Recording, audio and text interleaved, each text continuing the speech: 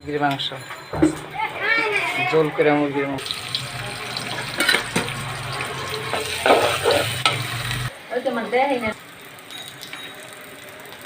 আদা রসুন দিলাম,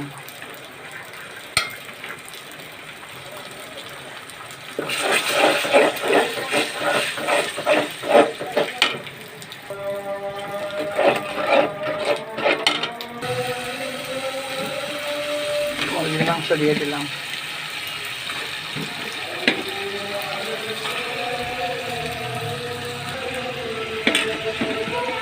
আলু দিয়ে দিলাম,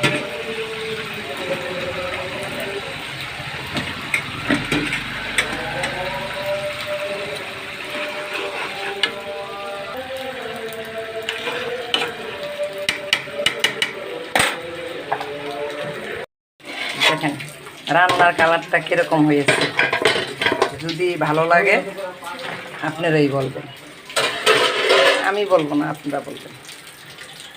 আপনারা বলবেন, আমি বলবো না যে রান্নার কালারটা কীরকম হয়েছে। যে রান্না করতেছি, যদি ভালো লাগে তাহলে শেয়ার করে দিবেন, কমেন্ট করবেন। সাথে আছে স্যালাড, ঠিক আছে?